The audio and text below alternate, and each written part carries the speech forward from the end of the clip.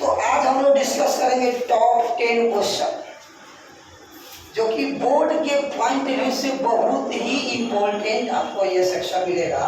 और हर बार जैसे previous year question देखेंगे तो हर बार क्वेश्चन इससे हर सेट में क्वेश्चन आपको मिलता चल जाएगा। यूनिट, डायमेंशन, फिजिकल क्वांटिटी से रिलेटेड हर क्वेश्चन इसमें मिलेगा। ठीक है, आइए हम स्टार्ट करते हैं पहला से, फर्स्ट से। फर्स्ट देखिए क्या होगा। फर्स्ट नंबर जो फर्स्ट नंबर है वो देखिएगा। फर्स्ट नंबर जो कि बहुत ज्यादा इंपॉर्टेंट है वो है आपका प्लैंक्स कांस्टेंट। देखिए नाम सुने होंगे आप, प्लैंक्स कांस्टेंट यानी प्लैंक्स नियतांक। प्लैंक्स कांस्टेंट, प्लैंक्स नियतांक, इसका सिंबल होता है H। इसका संकेत सिंबल क्या होता है? H। अगर वो ये प्लैंक्स कांस्टेंट का क्या पूछता है? SI यूनिट बताइए, डायमेंशनल फॉर्मूला बताइए, है ना, इसका फॉर्मूला क्या होता है वो बताइए। ये सारे प्रश्न जो है क्वेश्चन यहाँ से पूछता है। देखिए एक होता है, आप जानते होंगे इसके बारे में, photon energy. Photon energy, photon energy किसको कहते हैं कि लाइट के जो छोटे छोटे पार्टिकल्स होते हैं जिन्हें हम फोटोन कहते हैं। The smallest particle of light is called photon according to Einstein.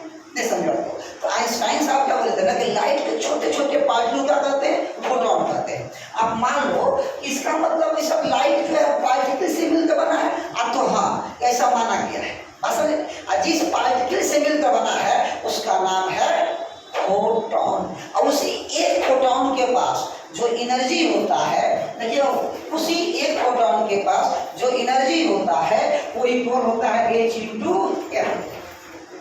H into F. Sir यहाँ H तो प्लैंक्स कांस्टेंट है, ये F क्या है? तो F को बोलते हैं फ्रीक्वेंसी। F को क्या बोलते हैं? फ्रीक्वेंसी। देखिएगा ध्यान से, फ्रीक्वेंसी। हाँ आप सभी जानते हैं कि फ्रीक्वेंसी का जो फॉर्मूला होता है 1/, बोल दो, 1/टाइम पीरियड होता है। 1/टाइम पीरियड होता है और इसका SI यूनिट पर सेकेंड होता है। इसका SI यूनिट पर सेकेंड होता है या फिर हर्ज होता है। पर सेकेंड होता है या हर्ज होता है। अब बच गया ये एनर्जी। कोई भी एनर्जी हो उसका SI यूनिट जूल होता है। क्या होता है? जूल होता है। इसको सिंबल में ऐसे लिखते देखना हो ध्यान से, E equal to HF। E equal to HF। तो बोल दो यहाँ से H इक्वल टू क्या हो जाएगा? E/F। E/F यानी कि प्लैंक्स कांस्टेंट का एक रिलेशन आ गया इस तरह का, H बराबर E/F। अब कुछ लोग हमसे पूछेंगे कि E क्या है? एनर्जी। एनर्जी का SI मात्रा क्या होता है? जूल। एनर्जी का SI मात्रा क्या होता है? जूल। और मैं आपको बता दूं ये जूल जो है वो न्यूटन मीटर के बराबर होता है। ये जूल जो है न्यूटन मीटर के बराबर होता है। इसी जूल को हम लोग लिखते हैं 10 के पावर 7 अर्ग। क्या लिखते हैं? 10 के पावर 7 अर्ग। यानी कि एक जूल बराबर आप देखेंगे तो 10 के पावर कितना अर्ग होता है? 7 अर्ग होता है। ये जूल किसका यूनिट है? एनर्जी का। किसका यूनिट है? एनर्जी का। तो joule equal to newton metre equal to 10 के पावर 7 अर्ग। इतना ही नहीं और बताते हैं इस एनर्जी के बारे में, देखिएगा ध्यान से। एनर्जी के एक और यूनिट होता है जिसका नाम होता है इलेक्ट्रॉन वोल्ट। E से इलेक्ट्रॉन, V से वोल्ट। क्या हो गया ये? Electron volt. अब बताओ सर एक इलेक्ट्रॉन वोल्ट में कितना जूल होता है? 1.6 इंटू 10 के पावर माइनस 19 जूल होता है। 1.6 इंटू 10 के पावर माइनस 19 जूल होता है। एक इलेक्ट्रॉन वोल्ट बराबर, एक इलेक्ट्रॉन वोल्ट बराबर, याद रखिएगा। अब सर ये जो फ्रीक्वेंसी है उसका प्रति सेकेंड या हर्ज होता है। बहुत बढ़िया। तो अगर हमसे आपसे पूछें कि सर ये जो प्लैंक्स कांस्टेंट लिखे हैं इस प्लैंक्स कांस्टेंट का SI यूनिट क्या होगा? इस प्लैंक्स कांस्टेंट का SI यूनिट क्या होगा माय डियर? आप बोलोगे एनर्जी का जूल होता है और फ्रीक्वेंसी का पर सेकेंड होता है। एनर्जी का जूल होता है, फ्रीक्वेंसी का पर सेकेंड होता है। तो आप कहोगे कि सर आप लिखो जूल बटे पर सेकेंड। जूल बटे पर सेकेंड। पर सेकेंड ऊपर जाएगा तो क्या हो जाएगा बताइए? तो जूल इंटू सेकेंड, हाँ जूल इंटू सेकेंड, बोले तो JS। इसी को कभी कभी ऐसा लिखा हुआ मिलता है, कैसा सर? आता electron volt into second, EVS, not TVS, EVS, electron volt into second. ये ऑब्जेक्टिव क्वेश्चन में आपको डाल सकता है कि EVS किसका मात्रक है या EVS किसके बराबर होता है। वास्तविक EVS किसका यूनिट है? प्लैंक्स कांस्टेंट का। इसका प्लैंक्स कांस्टेंट। और एक और बात पूछा जाता है कि सर ये जो प्लैंक्स कांस्टेंट है H जो प्लैंक्स कांस्टेंट है, इसका वैल्यू क्या होता है? कांस्टेंट है तो वैल्यू होता होगा, कांस्टेंट है तो वैल्यू होता होगा। तो वैल्यू क्या होता है? 6.62 into 10⁻⁻34 joule into second, joule into second. EVS भी याद रखना चाहिए, EVS भी याद होना चाहिए, याद रखिएगा एकदम ध्यान से, इसमें कोई दिक्कत नहीं होनी चाहिए। एक और बात जो सबसे इंपॉर्टेंट बात है वो क्या है सर? कि मैं आपको बता दूं, बहुत इम्पोर्टेंट, एकदम बहुत ही इम्पोर्टेंट बात है कि सर आपने बताया कि 1 electron volt equal to 1.6 into 10⁻⁻19 joule. तो सर 1 जूल में कितना इलेक्ट्रॉन वोल्ट होगा? यानी कि 1 इलेक्ट्रॉन वोल्ट में 1.6 इंटू 10⁻⁻19 जूल होता है, तो 1 जूल में कितना होगा? तो इधर कोई जाकर इधर डिवाइड नहीं हो जाएगा, तो 1.6 इंटू 10 के पावर 1.6 इंटू 10 के पावर -19 इलेक्ट्रॉन वोल्ट। या सुनो, बहुत इंपॉर्टेंट है, बहुत इंपॉर्टेंट है एकदम। देखिए सब भूल जाइएगा, नाम भूल जाइएगा, इसको याद कर लीजिएगा। चलिए आइए ध्यान से, बहुत इंपॉर्टेंट है। अब देखिए मुद्दा क्या है सर? सर इसको कैसे डिवाइड करेंगे? जब इन्हें आप डिवाइड करेंगे माय डियर, जब इन्हें आप डिवाइड करेंगे तो 1 जूल इक्वल टू जानते हैं कितना आता है? नहीं जानते हैं, 6.25 इंटू 10⁻18 इलेक्ट्रॉन वोल्ट। ये याद रखिए, ये याद रखिए, बहुत इंपॉर्टेंट है। इसी प्लैंक्स कांस्टेंट का वैल्यू को इलेक्ट्रॉन वोल्ट में पूछता है कि इलेक्ट्रॉन वोल्ट में कितना होता है। कुछ नहीं करेंगे, ये जूल सेकेंड में दिया है ना, तो जूल को किस में कन्वर्ट कीजिएगा? इलेक्ट्रॉन वोल्ट में। तो जूल को इलेक्ट्रॉन वोल्ट में कन्वर्ट करने के लिए बताओ क्या करना पड़ेगा?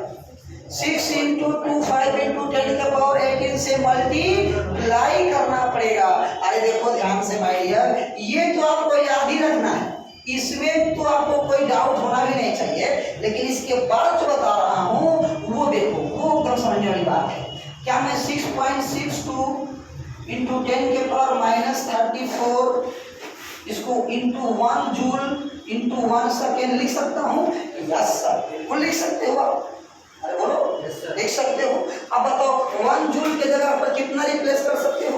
6.25 इंटू 10⁻18 इलेक्ट्रॉन वोल्ट, 6.25 में 10 के पावर 18 इलेक्ट्रॉन वोल्ट। आराम से हो जाएगा। चलो आओ आ जाओ, तो मैं क्या लिखूं? 6.6 हटा देते हैं, आप लोग 6.6 लेते हैं, into 10⁻34 into joule equal to क्या लिखेंगे बताओ? 6.25 into 10⁻18 electron volt into second. क्या मैं सही हूँ? बिल्कुल एकदम सही हूँ। तो अब मैं इसको क्या कर रहा हूँ ना, सिंप्लीफाई करूँगा। बताओ डायरेक्ट आंसर कितना आएगा? यानी कि 6.6 में 6.25 से मल्टीप्लाई करना है। 6.6 में आपको 6.25 से क्या करना है? मल्टीप्लाई करना है। तो इस चीज को हम लोग आगे एक्सटेंड करते आ जाओ, यहाँ बोलिए, ठीक है? और क्या हो जाएगा बताओ तो? H equal to 6.6 into 6.25 into 10 के पावर कितना हो जाएगा? ये -34 है, देखो ध्यान से, आइए +18 है, तो घटाओ 10 के पावर -16, आएगा ना, ये हो जाएगा EVS। कौन VS? EVS। आ जाओ सर, एक और बता दो। अब इनको हमको मल्टीप्लाई करना है, इन्हें हमें क्या करना है? मल्टीप्लाई करना है। तो मल्टीप्लाई जैसे किया जाए, बहुत सिंपल है। देखो इसको क्या करना है, इसको 6 + 0.6 मान लो, है ना। जैसे कि हम लोग बचपन में कैलकुलेशन करते थे, जैसे कि 6.6 है ना, इसको 6 + 0.6 मान लीजिए, इनटू में यहाँ 625 है, 625 कर लीजिए, बस। अब इसको मल्टीप्लाई कर लीजिए, देखिए क्या हो जाएगा। ये 6 × 5 = 30 और 6 × 2 = 12, 12 × 3 = 15, 1 6 के 36 और 36 1 37, और दशमलव कितना होगा? 1 2, तो 2 यानी कि यहाँ 37.50। अब प्लस, अब फिर 0.6 से कीजिएगा, तो 0.6 से कीजिएगा तो आएगा 3750, लेकिन लिखूंगा 1 2 3 3.750। अब इसको हम क्या करेंगे? ऐड कर देंगे, इंटू 10 के पावर -16 इलेक्ट्रॉन वोल्ट, है ना। अब इसको मैं ऐड करूँगा, देखिए ये इसको ऐड कीजिए, 750 है, यहाँ 500 है, तो 0 0 0 5 7, ये 5 हो जाएगा, और 7 मतलब ये हो जाएगा 5 और 7, और ये 5 12 1 हो जाएगा। और बताइए, और 7 3 10 और 10 1 11, उसके बाद 3 1 4 41.25 इंटू 10 के पावर कितना लिखूं? -16 इलेक्ट्रॉन वोल्ट सेकेंड, EVS, है ना। EVS आ गया। अब थोड़ा सा और ध्यान दिया जाए सर, फाइनली एच की वैल्यू कितनी आ गई? ये 4.125 इंटू 10 के पावर क्या लिखा जाए बताओ? ये डेसिमल पे इधर मैंने शिफ्ट किया, एक वो कम हो जाएगा, क्या हो जाएगा यहाँ? -15 EVS। ऑब्जेक्टिव क्वेश्चन में ये भी दे सकता है। तो अभी तक जितना भी मैं क्वेश्चन बताया वो सब का सब आपका प्लांक्स कांस्टेंट से ही संबंधित था।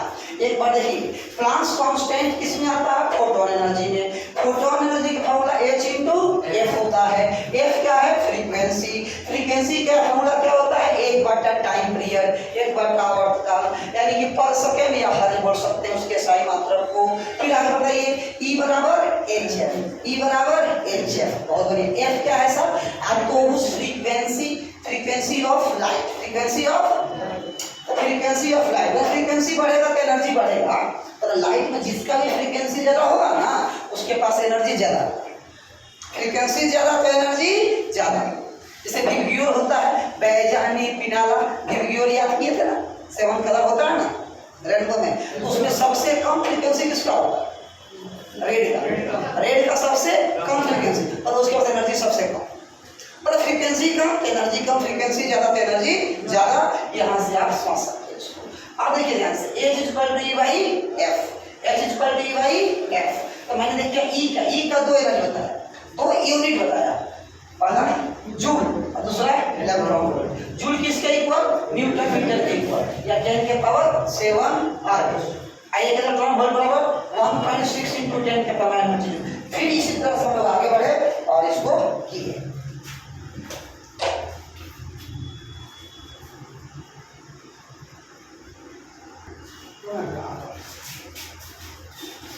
हाँ, तो अब हम लोग सेकेंड डिस्कस करेंगे। सेकेंड में देखिए वो क्या है। सेकेंड है आपका इलेक्ट्रिक फील्ड इंटेंसिटी।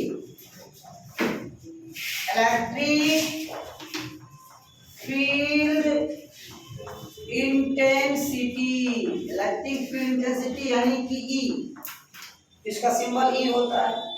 और आपको बता दूं कि इलेक्ट्रिक फील्ड का फॉर्मूला होता है E = F/Q। E = F/Q। E हो गया इलेक्ट्रिक फील्ड और F हो गया इलेक्ट्रोस्टैटिक फोर्स। ना, 2 चार्जों के बीच लगने वाले फोर्स को इलेक्ट्रोस्टैटिक फोर्स कहते हैं। तो यहाँ से क्वेश्चन क्या पूछा जा सकता है सर कि देखिए इलेक्ट्रिक फील्ड जो है ना, सबसे पहली बात कि ये वेक्टर क्वांटिटी होता है। इलेक्ट्रिक फील्ड सबसे पहले बात है कि ये वेक्टर क्वांटिटी होता है ना, ये आपका हो गया वेक्टर क्वांटिटी। दूसरा बात कि इसकी एसआई यूनिट, क्या होगी, न्यूटन पर कूलम। चार्ज का यूनिट कूलम होता है, चार्ज का एसआई यूनिट कूलम। देखिए ये है चार्ज, इसको हम लोग क्यू को क्या बोलते हैं, चार्ज। और चार्ज का बताइए एसआई यूनिट क्या होता है, कूलम। चार्ज का एसआई यूनिट होता है कूलम। बहुत बढ़िया, चार्ज का एसआई यूनिट कूलम होता है। अच्छा बताओ चार्ज का बताओ तो सीरियस यूनिट क्या होता है, चार्ज का सीरियस यूनिट, एस्टाइट कूलम। कौन सा कूलम, एस्टाइट कूलम होता है सर, या फिर इसको ईएसयू बोलते हैं, इलेक्ट्रोस्टैटिक यूनिट। और हम लोग पढ़े थे कि 1 कूलम बराबर 3 × 10 के पावर 9 ESU होता है। 1 कूलम इज इक्वल टू 10 के पावर 9 ESU होता है। ESU का पूरा नाम इलेक्ट्रोस्टैटिक यूनिट, इलेक्ट्रोस्टैटिक यूनिट। जब चार्ज पर मुद्दा आया है सर, तो एक और बात बता दो, चार्ज का लार्जेस्ट यूनिट बता दो। चार्ज का लार्जेस्ट यूनिट होता है माय डियर फराडे। बहुत बढ़िया, तो फराडे याद आ ही गया, तो फराडे इक्वल टू होता है 96500 कूलम। ठीक है, ये बात हो। अब यहाँ देखिए फोर्स का यूनिट तो न्यूटन है, कोई भी फोर्स हो, मैग्नेटिक फोर्स हो, इलेक्ट्रोस्टैटिक फोर्स हो, ग्रेविटेशनल फोर्स हो, है कि नहीं, और स्प्रिंग फोर्स हो, फोर्स ऑफ फ्रिक्शन हो, टेंशन फोर्स हो, सेंट्रीपिटल फोर्स हो, सेंट्रीफ्यूगल फोर्स हो, सबका न्यूटन होता है। ठीक है, तो मैं यहाँ क्या लिखूंगा, न्यूटन पर, ये हो जाएगा कूलम, न्यूटन पर कूलम। इसका एक और होता है यूनिट, बता दूं आपको, इसका एक और होता है यूनिट, इलेक्ट्रिक फील्ड इंटेंसिटी का एसआई यूनिट एक और होता है, जिसका नाम है वोल्ट पर मीटर। वोल्ट पर मीटर, वोल्ट पर मीटर। ठीक है, वोल्ट पर मीटर। बहुत बढ़िया। और एक और बात यहाँ, इसकी डायमेंशनल फॉर्मूला हमसे पूछा जाता है, डायमेंशनल फॉर्मूला, डायमेंशनल फॉर्मूला। अब बोलिए डायमेंशनल फॉर्मूला क्या होगा सर, तो इलेक्ट्रिक फील्ड का डायमेंशन फॉर्मूला हमको लिखना है। तो पहले फोर्स का चाहिए डायमेंशन फॉर्मूला, और फिर चार्ज का चाहिए डायमेंशन फॉर्मूला। अब बोलिए फोर्स का डायमेंशन फॉर्मूला क्या होता है, mLT-2, और चार्ज का क्या होता है, AT। फोर्स का डायमेंशन फॉर्मूला क्या होता है, mLT-2, और चार्ज का होता है AT, A for ampere, T for time. अब इन्हें सोल्व किया जाए तो ये क्या हो जाएगा, mLT-3 A-1। ये हो गया इलेक्ट्रिक फील्ड इंटेंसिटी का डायमेंशनल फॉर्मूला। फिर क्वेश्चन आपसे यहाँ पूछा जाएगा कि इलेक्ट्रिक फील्ड की डायरेक्शन किधर से किधर होता है, बताइए। विद्युत क्षेत्र इलेक्ट्रिक फील्ड की डायरेक्शन बताओ, किधर से किधर होता है, पॉजिटिव से निगेटिव की ओर, पॉजिटिव से निगेटिव की ओर, यानी कि पॉजिटिव चार्ज से किधर, निगेटिव चार्ज की ओर। इस तरह से इलेक्ट्रिक फील्ड लाइन सी हो गया, इलेक्ट्रिक फील्ड की डायरेक्शन पॉजिटिव से निगेटिव की ओर होता है। ठीक है, या बोल सकते हो आप higher potential to lower potential, यानी कि पॉजिटिव का जो पोटेंशियल होता है वो हाई होता है, ज्यादा होता है। हम क्या बोल सकते हैं, HP to LP, HP to LP। अब बताओ HP क्या है, हायर पोटेंशियल, LP मतलब हायर पोटेंशियल से लोअर पोटेंशियल किसकी डायरेक्शन होती है, इलेक्ट्रिक फील्ड की, इसकी होती है इलेक्ट्रिक फील्ड। ये रहा सेकेंड मोस्ट इंपॉर्टेंट क्वांटिटी, जो कि बोर्ड के लिए काफी ज्यादा इंपॉर्टेंट है, electric field intensity.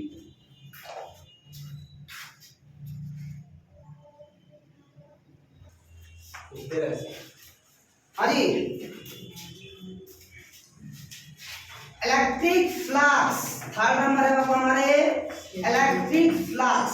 Electric flux के बारे में हम जान चुके हैं कि flow of electric field lines through any surface, किसी भी सरफेस से जितना ज्यादा फ्लक्स फील्ड लाइंस पास करेगा उसके पास उतना ही ज्यादा फ्लक्स होगा। फ्लक्स का मतलब होता है फ्लो करना, फ्लक्स का मतलब क्या होता है? फ्लो करना। किसका फ्लो करेगा सर? इलेक्ट्रिक फील्ड लाइंस का फ्लो करेगा। तो सर फ्लक्स का सिंबल क्या होता है? Phi E, yes phi E, very good sir, phi E होता है। फॉर्मूला बताओ, फॉर्मूला कैसे? Vector E dot vector delta A, यानी कि लिख सकते हैं वेक्टर ई का मैग्नीट्यूड वेक्टर डेल्टा ए का magnitude into cos of theta. अरे सर डेल्टा ए क्या है और ई क्या है, थीटा क्या है?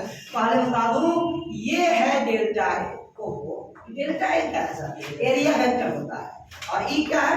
Electric field vector. इसके बीच का अंतर क्या है? थीटा। अच्छा, ऐसा ही कुछ पढ़ते थे। तो डेल्टा ए का नाम हम क्या देंगे बता दो जल्दी से?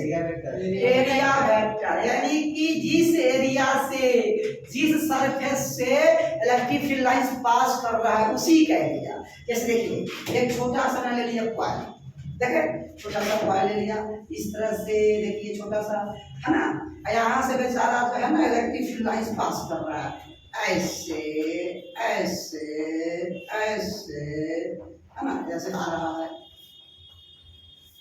ऐसे इलेक्ट्रिक फील्ड लाइंस पास कर रहा है, ठीक है। और एरिया वेक्टर जो होता है सरफेस क्या होता है? परपेंडिकुलर, इसी डायरेक्शन में एरिया है ना, ये। और ये है आपका इलेक्ट्रिक फील्ड की डायरेक्शन, इसके बीच में गलती कितना है? थीटा। वही बताया, यानी कि जिस एरिया से, जिस सरफेस से इलेक्ट्रिक फील्ड लाइंस पास करेगा उसी के एरिया लेना है।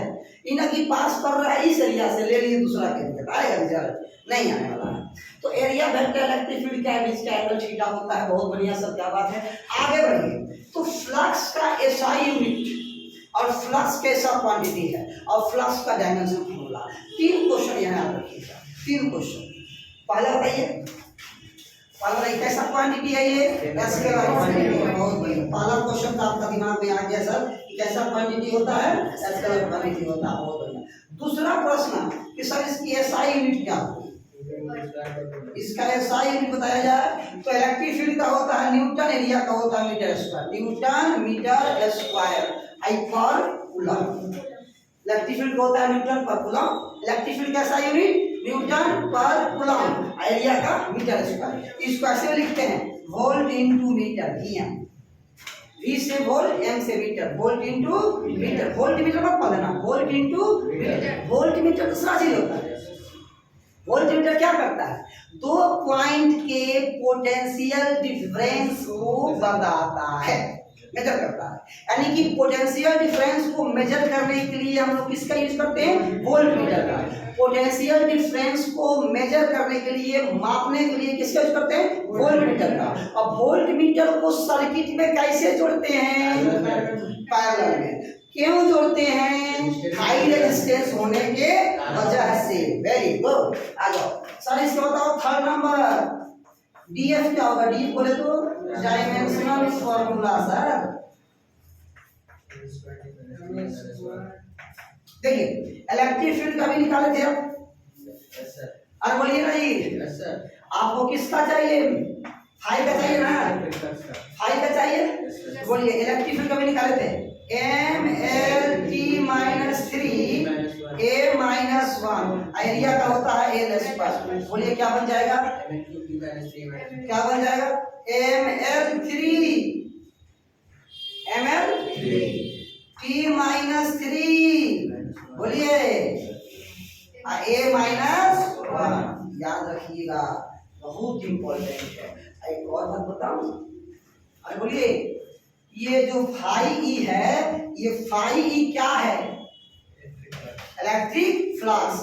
क्या ये इलेक्ट्रिक फ्लक्स पॉजिटिव हो सकता है? क्या ये इलेक्ट्रिक फ्लक्स निगेटिव हो सकता है? क्या इलेक्ट्रिक फ्लक्स 0 हो सकता है?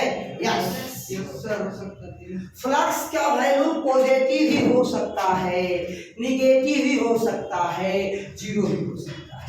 कब पॉजिटिव? कब पॉजिटिव होगा माय डियर? पॉजिटिव कब होगा? जब थीटा का वैल्यू 0 डिग्री हो या उससे बड़ा हो और 90 से छोटा, 90 से छोटा हो। अगर थीटा 90 डिग्री हो गया तो 0 हो जाएगा। और जब थीटा का वैल्यू 90 से ज्यादा हो, 180 हो या उससे छोटा हो, तो फ्लक्स क्या होगा? नेगेटिव होगा। मतलब याद रखिएगा, फ्लक्स पॉजिटिव कब होता है? जब इलेक्ट्रिक फील्ड और एरिया वेक्टर, जब इलेक्ट्रिक फील्ड और एरिया वेक्टर दोनों एक ही डायरेक्शन में हो, या फिर दोनों का बीच के एंगल 0 और 90 के बीच बने। एक बात जानते हैं, अगर यहाँ देखिए, अगर यहाँ ऐसा केस हो जाए, देखिएगा ध्यान से, अगर मान लीजिए थीटा सिर्फ आप ले लिए 0 डिग्री, तो थीटा 0 का मतलब समझे कि ये जो एरिया वेक्टर जो है ना सीधे झुक जाएगा किधर? इलेक्ट्रिक फील्ड की ओर, और दोनों एक ही दिशा में हो जाएगा। अरे समझे कि नहीं समझे? देखो इधर आएगा electric field, this is direction of electric field, इसी डायरेक्शन में किसका हो जाएगा? Area vector. तो इस केस में जानते हैं फ्लक्स का मान होता है मैक्सिमम, और वैल्यू होता है ई डी या ई डेल्टा है। अरे बोलो हाँ या ना? ई डेल्टा है, समझे? अच्छा अब यहाँ देखिए, यहाँ केस क्या बन सकता है? यहाँ हो सकता है अगर मान लीजिए 180 डिग्री हो गया, तो मतलब कहने का देखिए, अगर इलेक्ट्रिक फील्ड मान लो, देखो ऐसे इलेक्ट्रिक फील्ड इधर है और एरिया वेक्टर इधर है, दोनों एक दूसरे की विपरीत डायरेक्शन में अपोजिट है, तो इसके बीच का एंगल कितना बन रहा है? बता दो, 180 डिग्री। जब 180 बना, यहाँ थीटा की जगह पर 180 रखोगे, तो cos 180 का मान क्या होता है? -1। cos 180 का मान -1, माइनस में आएगा, तो यहाँ प्लस जो होता है ना, वो मिनिमम होता है। इस केस में प्लस जो होगा वो मिनिमम होगा, होगा माइनस ई डॉट डेल्टा, है ना? अब 90 का मतलब समझे? 0, मतलब एक भी इलेक्ट्रिक फील्ड लाइन उस सरफेस से पास नहीं कर रहा है, इसीलिए क्या है? 0 है। कोई दिक्कत नहीं। This is the most important point.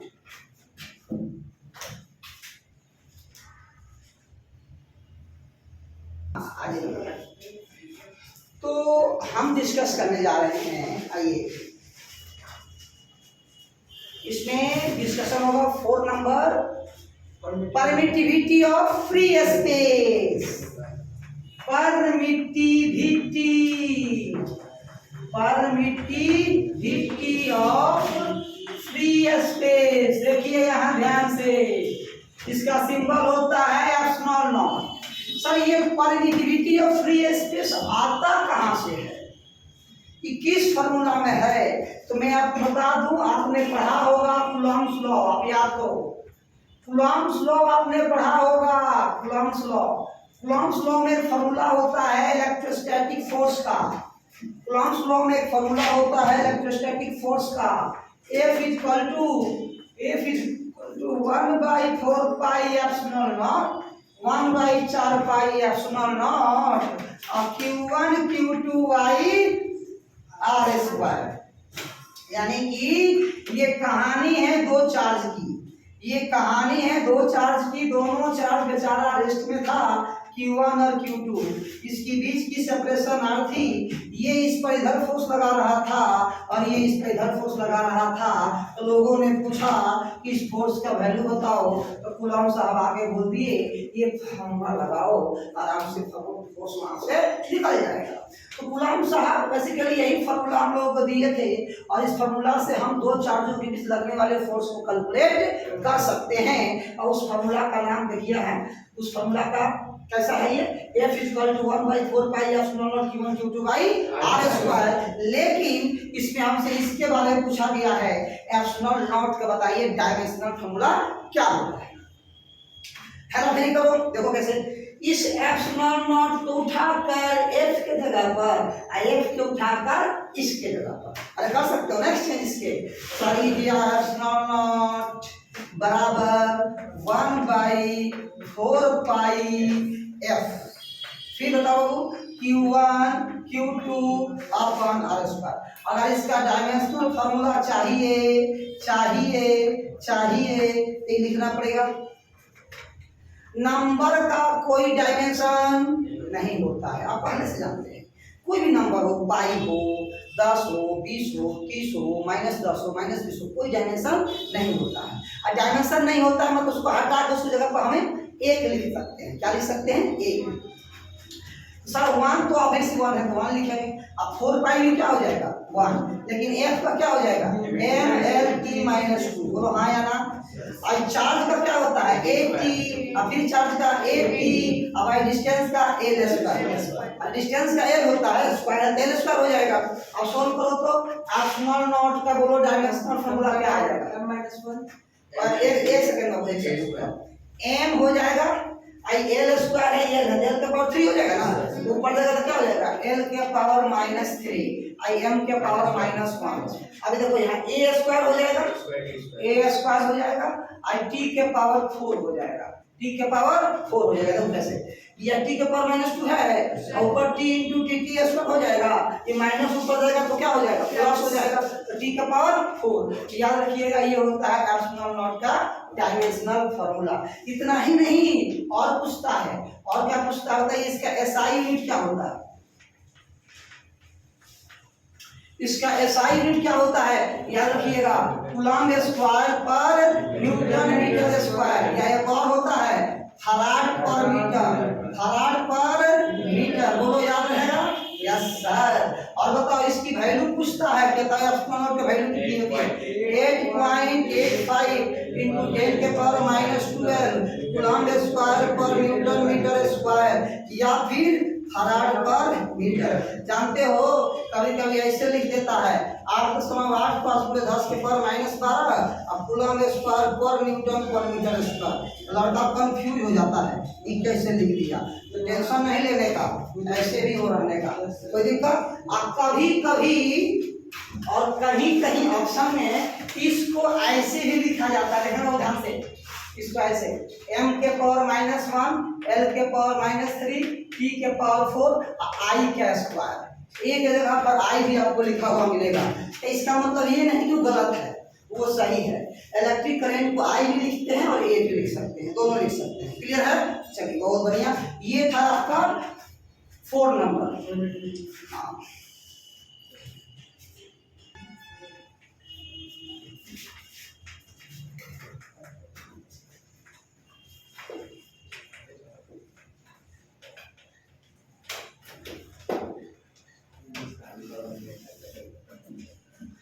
अब है परमिएबिलिटी ऑफ फ्री स्पेस, जिसका सिंबल होता है म्यू नॉट। बहुत बार क्वेश्चन पूछा गया है, बहुत बार पूछा गया है क्वेश्चन।